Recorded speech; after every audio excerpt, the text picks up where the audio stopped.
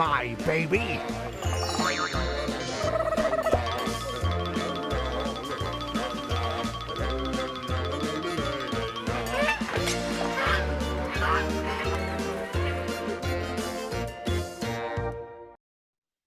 I'm Dana Denha. And I am Melissa Bondi, and this is Adventures in Parenthood, where we take a ride on the roller coaster that we call parenting.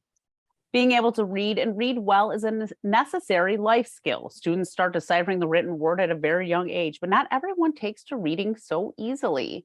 Melissa, Bryn's in a grade above Kiki right now, so she's in first grade. I think reading is a little more prevalent by the time you hit first grade.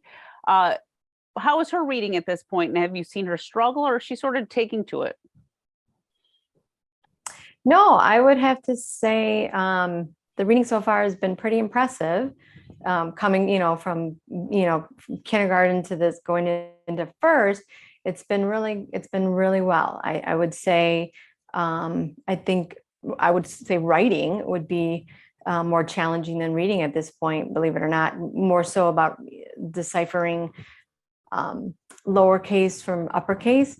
That seems to be the biggest challenge, which is really nothing in the grand scheme of it. But reading so far, we're pretty happy. I think it did help this summer. We still, made sure to read the books, and when you tend to forget about summer break, we didn't do that as much. We still kept books, out there and present, and made it a point when we could. So far so good, I have to say, Dana. Thank gosh. Yeah. How about you? How's it going? How is kindergarten? She has like those certain sight words that she knows, but not a ton yet. It's still pretty new. It is weird though, because there's like kids, like she was in Young Fives last year, and there was a girl in her class that could already read chapter books, which is like insane to me that you could read chapter books when you're 5 years old. But some kids are just like that, and they really just like want to learn to read, and they know how to read. What I've started doing with her though is, you get library books at the school every week, but I started taking her to the public library, and then we pick out books together, and she's definitely more interested in reading chapter books now. So like I read her like a chapter or two a night, depending on the book. And then I'll read her another shorter book too. So I've always been dedicated to reading at least 2 books every night before bed. And I've been trying to get her interested in books that like I liked because I loved Garfield when I was a kid. Like I was a big Garfield person. Okay.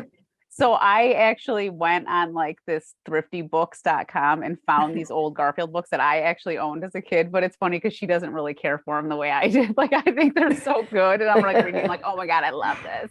And she's like half paying attention. So maybe the Garfield books are just more for me than they are for her. They're your thing, right? You want your kids to want to like as much as you did. Kind of how I feel about the Babysitter's Club.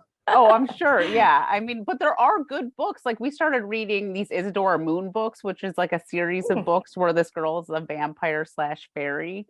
And she really likes them, and they have them at the library. So we go and pick out one of those when we go and read those. And and I'm sure Bryn would probably like these too. They have them at the school library here. They're these fairy books, and there's like all these different fairies, like a writing fairy. And I personally don't care for the fairy books, but she loves them. So I'm like, okay, I'll read you the fairy books if that's what you're into. So on that note, we're actually going to talk to someone about kids learning how to read and making sure that they're not falling behind. For over 20 years, Beyond Basics Michigan has been dedicated to taking K-12 students throughout Metro Detroit on a literacy journey with data-driven, multisensory structured interventions. Joining us is Pamela Good, CEO of Beyond Basics. Welcome to the show, Pamela. Yeah, it's a pleasure to be here. Thank you. I would like to know about your story, because you're one of the co-founders of Beyond Basics, and how you got to this point. Yes. Well, all of this literacy work actually started with a coat drive from one school in the suburb, Eastover Elementary in Bloomfield, to Herman Rogers Academy off the Joy Road exit off of Southfield Freeway in Detroit. And delivered coats that day and realized that kids really needed a lot more than coats, and just said I would do more. I had no idea what that looked like, but a lot has come of it since. So how did it evolve from the coats into, being aware of this literacy problem and then teaching kids how to read, basically?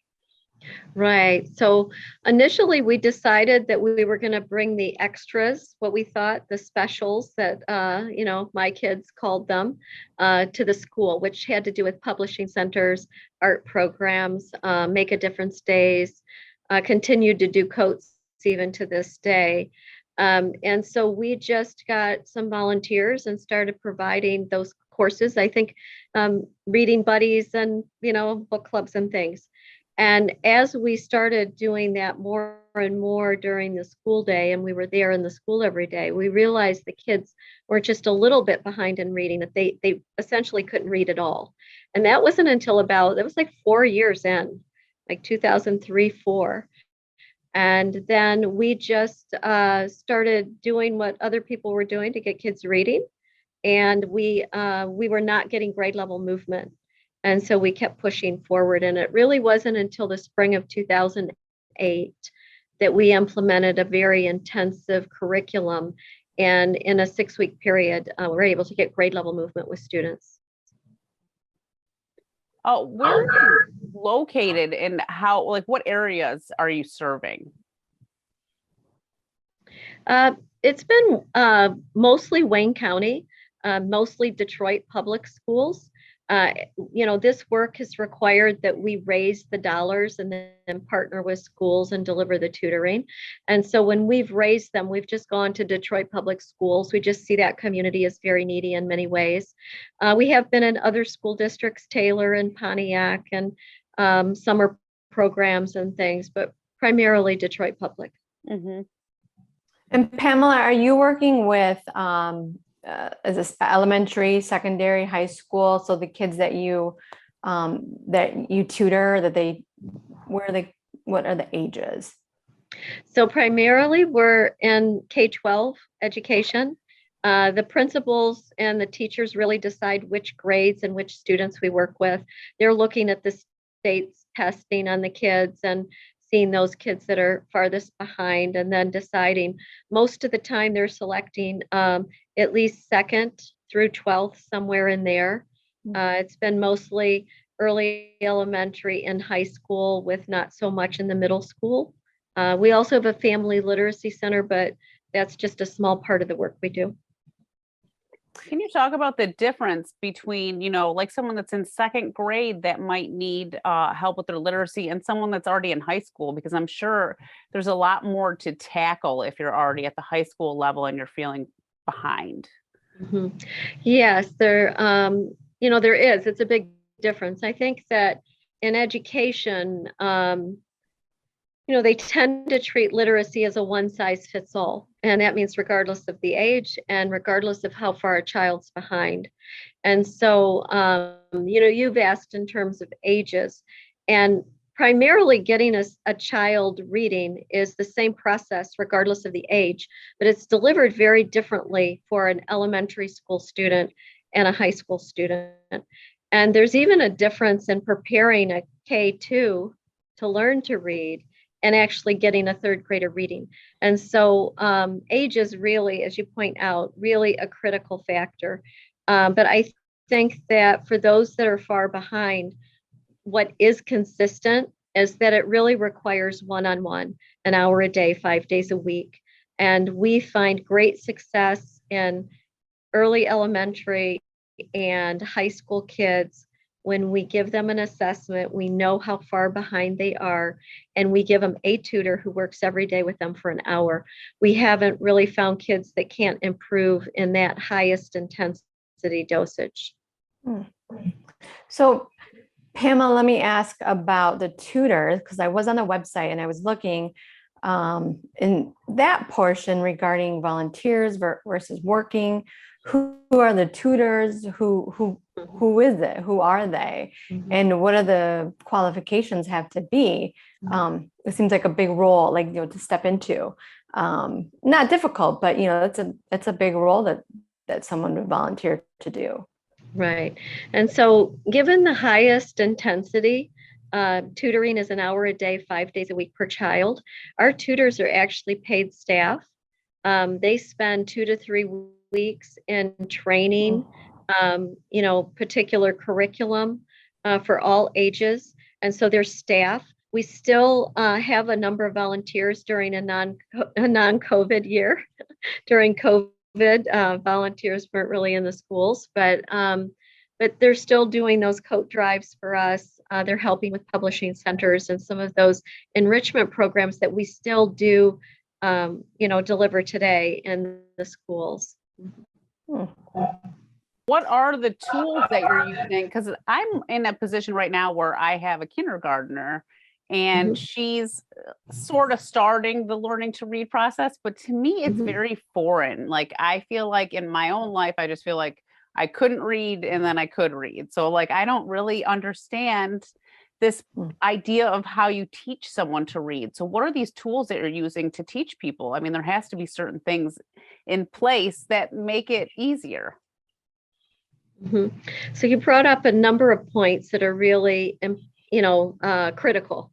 One is the difference in ages. Again, we're back to that, right? You said you have a first grader. I advise parents that, 0 to second grade, really, to just be reading to your child. You're not asking them questions. You're not really asking them to sound out things. Some kids may on their own start doing it, but let the child lead, because we have so much attention now because there's a literacy crisis. We have so much attention on third grade reading and who isn't reading by third grade that we have a lot of parents and actually teachers too anxious that the kids aren't going to read at third grade. But what we have found is that out of all the second graders that we tutor, that although they test in the same, half of them are really developmentally ready. You talked about you couldn't read one day and the next day you could. Somewhere between second and third grade, depending on the kids, sometimes it happens earlier, they have the ability. What we don't want to do is be, focusing on a child to do something that they're not developmentally ready for, right? So I think reading to them and making reading fun and relational and, having games around it. And then you follow what they're ready for, you follow their read. That's what really you need to do prior to second grade. Second grade, sometimes we do offer interventions, but I also know that they may not be developmentally ready for it. By third grade, every child seems ready. And, we do that assessment. Some kids come to us, third grader, and they don't even know their letters or their sounds. They haven't really been read to. And so we have a whole readiness program that brings them up to a first grade level.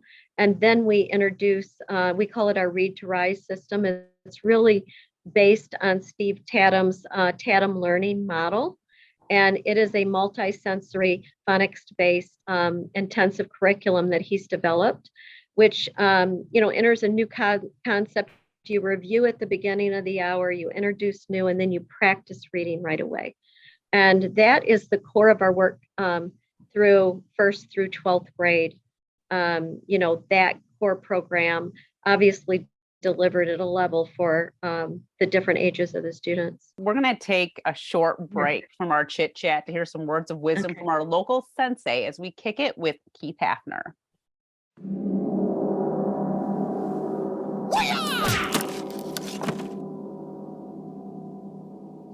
Hey, I'm Grandmaster Keith Hafner. I'm here on Adventures in Parenthood. Usually we've been doing a segment called the 10 Commandments of Parenting, and we'll get back to that pretty soon, but I want to digress a little bit and talk about something just a little bit different today. I was talking with this young mother, and she was very distressed, and she's got young kids, and they were going through a pretty tough season right now in their family. I don't think it was anything that you haven't been through or that I haven't been through. I don't think it was anything like super unusual, but you know how it gets, and sometimes a lot kind of piles on at one time. And she was discouraged. And I reminded this dear lady that these things come into your life for a season, and then they always go away.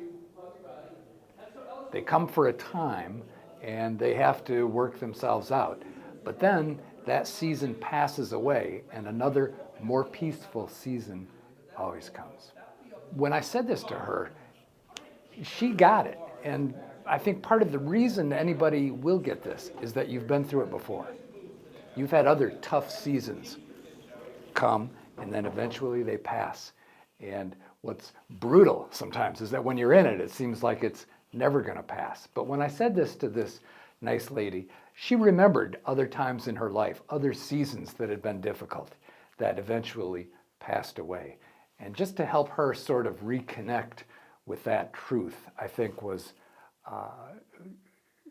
empowering and gave her a sense of peace about these things. And I like to point this out to you for a couple of reasons. First of all, you might be in a season like that, and you might benefit from being reminded that this will pass away and that peaceful times will return. The other reason I like to mention it is that maybe you are in a peaceful time, but I would wager that you know somebody who's not. It's their turn to struggle. It's their time to have that season where trouble has drawn near and everything seems kind of dark. And you've got a marvelous opportunity to be a friend, to be a coach, to be a mentor, to help somebody see, yeah, this is tough right now, but it will pass. And I remind you, dear friend, that you've been through other tough seasons before that have passed too. So maybe you're in it yourself and you would benefit from being reminded of this, but maybe you know somebody else who is, and they're waiting for you to pick up the phone and call, drop in, take them out to coffee, and just give them a little perspective on this, help them find that hope that we all need if we're going to feel good every day. Hi, everyone. We're back and we are talking with Pamela Good. Pamela, I had a question. Something I learned yet last year from having a kindergartner was one of the ways she started was with the popcorn words, right? The buzzwords. And I think Dana, you may have already come across or have started this, but I saw leaps and bounds last year with the popcorn words, whether, we'd be driving in the car and there'd be a billboard or a poster or something, and even something on the radio that would come up on the screen, and she was picking out those words because that was their buzzword of the week. So I found that very interesting in starting with the, being ready and getting ready to start really reading sentences. Yes, it's really helpful. And, those games, I mean, really, you're just building that interest and making it fun. And then they have a desire for it. And so it's critical. I know we want our kids to read and we want them to learn, but you also have to pique their interest. And it's one reason we use all of our enrichment programs too. When they come to us, they could be painting one day and, doing the reading tutoring the other 4 days of the week. And it just, it just gives them a relief from it. It relieves the stress from it. You just want to watch that you're not asking your child to do something they're not really ready for. And I know, Dana, you mentioned earlier, some kids have learning differences. Some just go from not reading one day to reading the next. But there are many learning differences, and that is ADHD, dyslexia, autism, English language learners, generational illiteracy. We have parents who can't read and they aren't reading to their kids. And so what we found is that those kids that have a learning difference tend to be more than a grade level behind. And the level of intervention that's rolled out in our schools doesn't address their deficiency. And it's one of the flaws in our model. I think we have a phenomenal educational model in America. There's two flaws that create a literacy crisis. And that is the one-on-one diagnostic assessments are not given anymore. And we have to have that one-on-one diagnostic assessment for kids who are behind, because you don't know how far they're behind, right? And they need a different dose. And the next thing is those kids that are more than a grade level behind need one-on-one an hour a day. And with that, we see all kids are capable. And my heart goes out to those parents that have a child that's struggling, because where did they go? And they tend to research, try this, try that. And, hopefully they stumble across a program that's going to give them what they need. And that's what we're hoping to, by spreading the word, parents know where they can go to get their child assessed and what they need to get them reading. And as we can help parents navigate that space, we're happy to do that.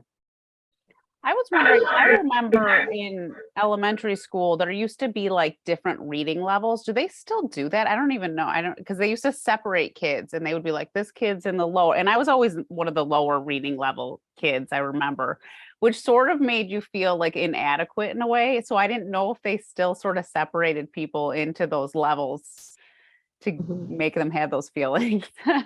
Yes. I think now they're really separating kids in 3 buckets. You're in the advanced proficiency, proficient, or you're below proficient.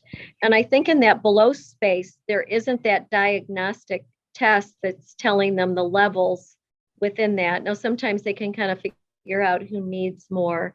But I don't, I remember there were all different colors. And I think I was in the brown group for a while, which was like at the bottom, like lack of color.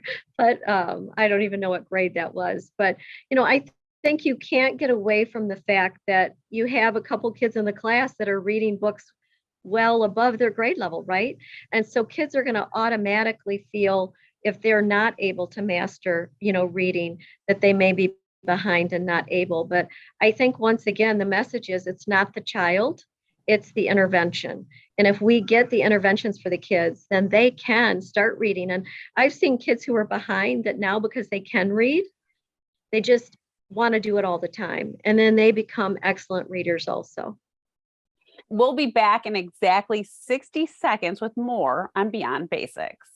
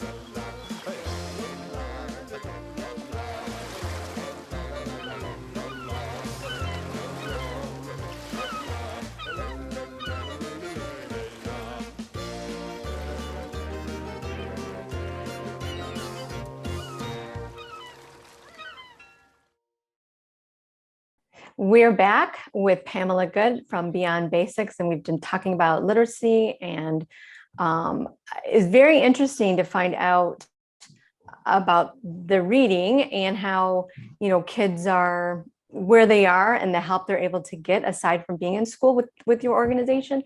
So did you find an uptick post, COVID and kids coming back from being at home? The need for more assistance? Yes, there's definitely kids, who have fallen. I call it the literacy gap. If you're more than a half grade level behind in an academic grade, you're really not given the intervention you need to help you get up to speed. And during COVID, we've had more kids fall into that gap. And so more kids need an intervention that's actually not provided consistently in any school district. And we've seen districts go, because the states are even posting their scores right now. We're seeing states go from 21% of the kids in their school district up to a 30% now in their school district not reading. You get districts like Detroit that have 85, 90% of their kids that are not reading proficiently. And so those kids aren't falling farther behind. They're kind of behind to begin with, right? But there's definitely a greater problem across the board. And I think that it's drawing some attention to those kids that needed the help anyway. So I hope, in a way, it's a silver lining that because these kids have fallen in, that maybe we can get help for all of them. Can you talk about the story writing aspect and the fine arts and how that's incorporated into the program? Yeah. Yeah. So that's what we started out with, these academic enrichment programs, we called them. And initially, we just wanted to let kids who have never painted before paint and do pottery. And we started teaching them art with the masters. And we have an international art and writing project where they write and paint something around a theme. And then they get to look at works of other kids in different countries in the world, and just expanding their horizons through those things.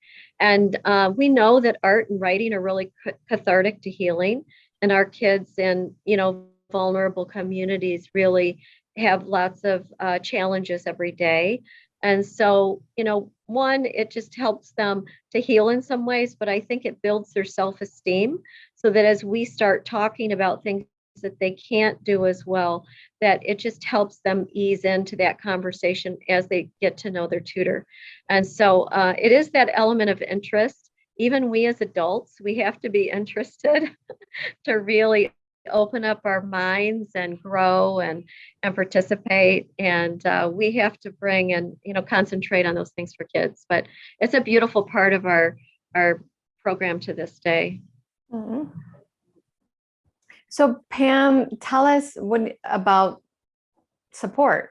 How can people support Beyond Basics? Mm-hmm. What can we do? Yes. Well, I think beyond, funding us, we're still pretty much philanthropically funded, sponsoring a child to learn to read, if you're able to do that. As the schools open up again, we'll be doing those volunteer programs like our coat drives. But I think what's really critical right now is just advocacy. The kids are able. And so for us to tolerate these scores, I mean, the National Assessment of Educational Progress in 2019 showed that across this nation, that 47 states do not have better than a 60% non-proficient for eighth graders. In Michigan, it was 69% non-proficient for eighth graders. That's not tolerable. I mean, how do you keep a child in school when they're not reading proficiently? And so I think attend board meetings, reach out to the schools, know that your child is able, and don't believe when people say they're not. And, to reach out to the legislatures. I mean, this is kind of a hidden problem. I don't think the scores are out there, but the idea that kids are capable isn't. And, we're here to tell you that, in fact, they're all capable. They just need to be given more. So advocate on behalf of your own child and to those who have no one to advocate for them. Well, thank you, Pamela, for coming on the show and telling us how the literacy gap is and ways that we can possibly help to close it. I mean, we don't want to see any of our kids felt like they're being left behind. I mean, that has to be a huge problem for their self-esteem too. So I think that what you're doing is amazing. Yes. Well, thank you. We appreciate getting to spread the word. Yeah. If you have an idea for a parenting show topic or guest, talk to us on Twitter and Facebook at #CTN Ann Arbor.